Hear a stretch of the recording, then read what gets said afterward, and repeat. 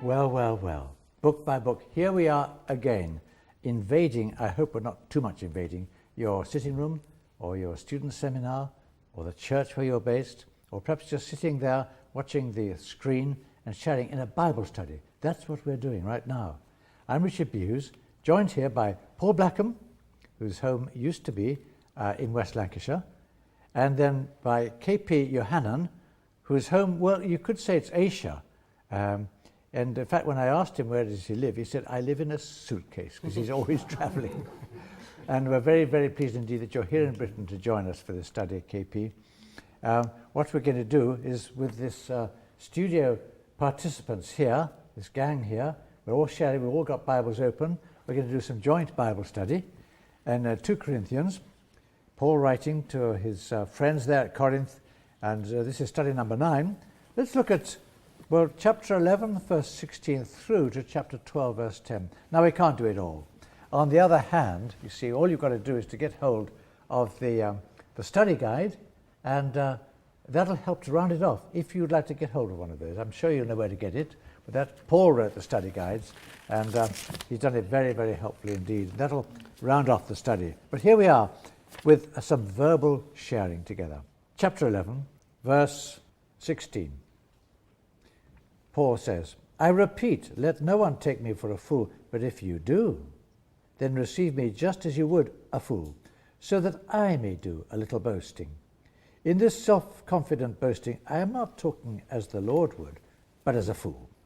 Since many are boasting in the way the world does, I too will boast. You gladly put up with fools, since you are so wise. In fact, you even put up with anyone who enslaves you or exploits you or takes advantage of you or pushes himself forward or slaps you in the face. To my shame, I admit that we were too weak for that. Here is Paul writing in a very strange vein, very strange style. But he's boasting again. Why does he boast about being so weak, do you think, KP? Well, again, the verse just before that, verse 15, 14, 13, he says about false apostles. They were deceitful. They just pretend they are false apostles. And there are times that we need to tell people who we really are. I don't think a man like Paul is mere just boasting about his accomplishments or those things. We know from Philippians chapter 3, he said, the whole list of stuff that he can boast about. He said, but I just gave up all that stuff for the knowledge of the Lord. And what's the problem right now we have in Corinth, just like today, people are going after the externals, the flashy, shiny shoes, and people who seems to be building empires and convincing and all those things. But again and again you hear super Christian leaders, sometimes pastors, making a shipwreck of their life and fading off from the scene after 20, 30 years of supposed to be huge ministries. And the real problem is that the inside was not authentic and real because they're missing Christ. And Paul is saying, kind of sarcastic in some ways, he's saying, yes. You think we don't talk the way they talk, and we don't have all the money, and we don't come with flashy clothes, and we don't have those things. He says, look at the callus on my hand. I worked so hard to buy a ticket to get to the next place to preach, and I didn't take any money from you guys, because we are more concerned about presenting you as a bride when the Lord comes back. And that's the reason we were so simple, so honest and upright. Now, you compare us with these false prophets, and then you think we are nothing. I run into pastors many times so discouraged, so tired and weary, because they got 500 people in the congregation and they watch some television evangelist. Some guy came into town and they start making click in the church saying, our pastor, you don't know what he's saying. He's not like him. And look at this. And they send their money off to these guys here, there, everything. And the pastor is praying and fasting and studying the Bible, teaching the flock. But they are wandering off all over the place. And these guys are not teaching the Bible. They are offering experience and how to do stuff. And I think Paul is dealing with the same issue. He's saying, look close, understand it. There is something more deeper than you want to know. And I think sometimes some pastors and teachers need to say the same kind of thing. Stop it, I Yes, think that's the way it is.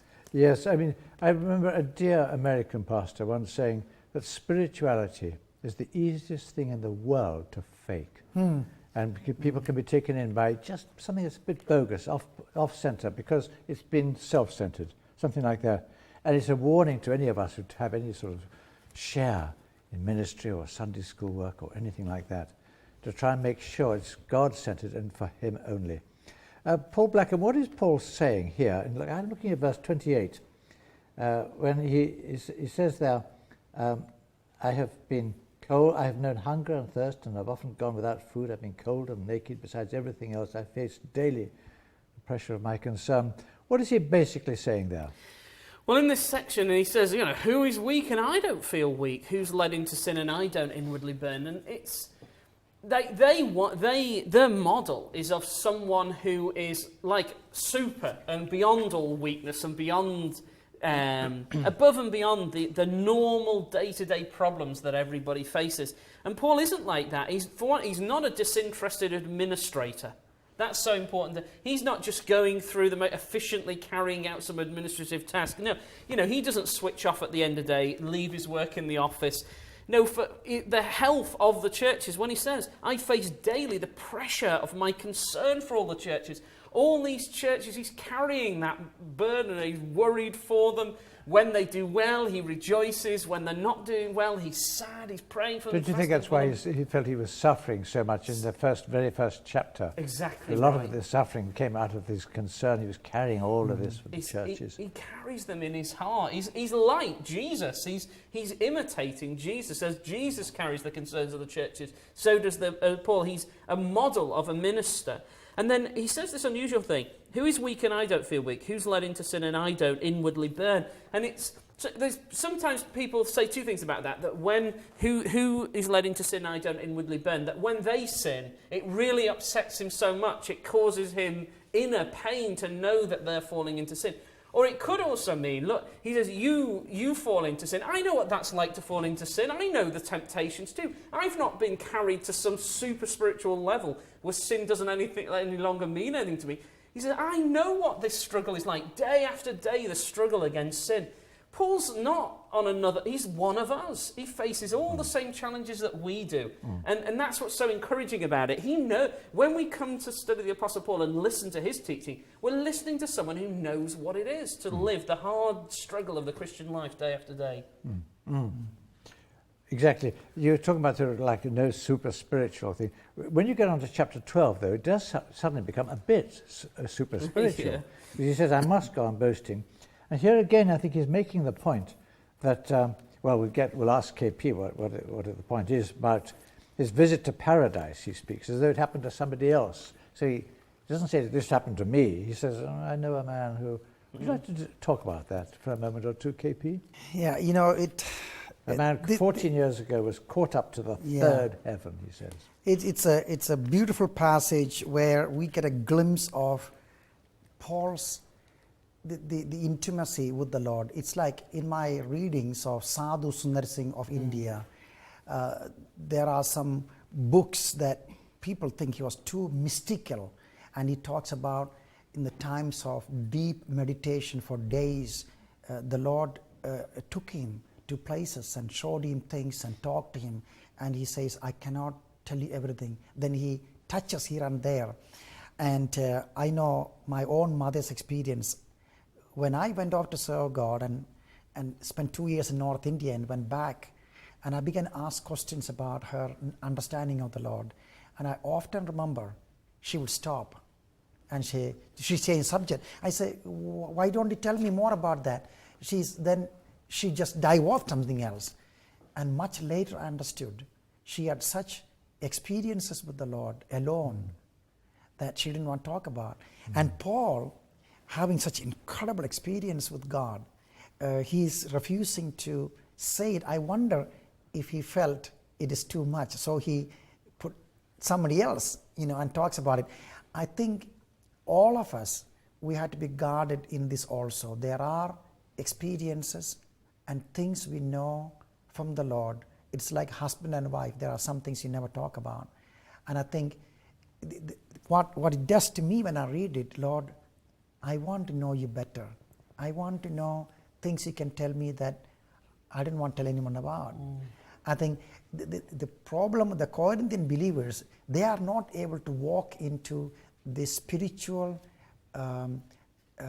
depth in their walk. So he's challenging them also with that. But then he's saying also to them that what he's saying has more authority than mere words like these false prophets. And to me, I long for this kind of experience in my walk with the Lord. I mean, Paul Blackaby, you had a strange experience when you were 7, as you were hit in a road accident, which is why you've got that scar on your left side there. And you were killed. Well, apparently you were killed. You were ruled out as dead. He was taken to the mortuary, and the doctor said he's dead. And he stayed dead for about an hour, and then a doctor said, "Let me just have one more try," and got him back. Now, we're not going to ask you what it was like being dead, Paul, because that's not your role. But what I could ask a question is something like, what's the danger of speaking too much then about our spiritual experiences? Well, that's right, because I'm sure many of us have had some spiritual experiences, and we maybe don't want to share those things. I like the fact, John Chapman, famous Australian evangelist, he said this. He said that sometimes he would hear some amazing speaker just go on lots and lots about these amazing experiences they personally had. And he said the only effect that it had on him was to think, why doesn't the Lord Jesus give me those things? And he said, he said he wanted to say to them, just tell me about Jesus, because he's common to us all. Oh, that's so right. If we focus on him, because I don't want to be constantly thinking, do you remember that person had that amazing experience? If we focus on Jesus, Jesus will have experiences for us to have, but our attention is on him all the time. I think that's so important, because I'm in 2 Corinthians 4 verse 5. We do not preach ourselves, but Jesus Christ as Lord, and ourselves as servants for Jesus' sake. So that is one of the problems, isn't it, with some of the mega preachers today. They kind of do preach themselves. I mean, I like, you see Paul saying here at the end of verse 6, I refrain. Yes. So no one will think more of me than is warranted by what I do or say. Yeah. That's very, very important indeed. Jesus has got to be at the centre, and it's great that there are amazing experiences of Jesus available, but they must never become the centre of attention. We're nearly rounding off, but I'd like to ask KP a question, and that is that when we're looking at chapter 12, verse 10, when I am weak, then I am strong. Could we describe this as the key verse of the whole book of 2 Corinthians? I mean, you've known weakness. You've been beaten up for your faith on more than one occasion. You've known what weakness is, KP. Let me talk a bit about this. The thing here is that, when Paul talks about Christ was crucified in weakness, that is, Jesus could have called 10,000 angels and wipe out the whole earth, but he willingly submitted himself to the Father's will, and people looked at him and said, well, I mean, you think you are God, Messiah, why don't you come down from the cross and do something about it? He won't do that. And Paul, following in the footsteps of Christ, he's saying, you look at me, I don't have all the money and riches and power and the gifts these people seems to portray and all these things. And he says, you are looking at external things, but our having less, or by the world standard, we are nobodies. But in this, God demonstrates his power and his strength. And today, in Christendom, I would say the same thing. That is, I heard a preacher in America on television says, if Paul had faith, he didn't have to write 2 Corinthians and the stuff he wrote. He didn't have to face starvation and hunger and lack of material blessings. I mean, I just said, this guy's stupid or off the wall or whatever you call it. But the thing is, we are living in a time, we are so misled that blessings of God, authority of God, spirituality means we have money and power and title and position and acceptance, and the world look upon us and say it's great. Christian musicians face it. Christian preachers face it. Of course. Authors, somebody who bargained with a publishing house for $12 million for him to write 15 books for these. The publishing house decided what this man must write so they can make money with Jesus and his teachings. And Paul is saying, we are not like that. This is not authentic. And I think the sheep need to be aware more now than ever before to find godly models to follow, not superstars. And this is a dangerous time. It is a dangerous time for us all. We'd like to go on to the thorn in the flesh and so on, which Paul was probably, we haven't got time, but just say in a word, what do you think it was? That thorn in the flesh. There was some weakness that Paul has in order to keep him humble. So he always knows every day depends on the Lord. Was it physical problem? Was it? Some people say it might have been his eyesight problem. Some people have said it was sin that he was struggling with. I'm not sure about that, but it could be because he's described as a messenger from Satan. So it could be a human or demonic power that was constantly pressurizing somebody. It could have been a person in a church that was constantly taught against him. In a sense, it's good that he doesn't isolate it too precisely. So that way, we can all relate to it and think, I've got this in my life, and I wish that the Lord would take it away. And the Lord can then say to each one of us, no, that is something that will always keep you humble. Every day, you need to know you dare not go into the day without depending on Christ. My grace is sufficient for you, said Jesus, sufficient. verse 9, for my power is made perfect in weakness. Then maybe that's the place to end off then, with the thorn in the flesh, and my strength is made perfect in weakness. The theme running through 1 Corinthians and 2 Corinthians is power through weakness. I was born, during a major revival in East Africa, a spiritual revival in which millions of people would turn to Christ.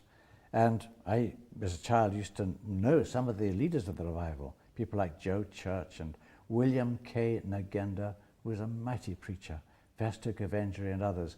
And sometimes people would come to them and say, let's hear more about the revival. And they would say, no, let's talk about Jesus. It's much better, much more healthy. And if we can focus upon him, it takes away all these extraneous things that we can become dazzled by as we focus upon him who loves us and died for us and is risen again. Thank you for letting us share this study with you. We will come back to you one more time before this series is over.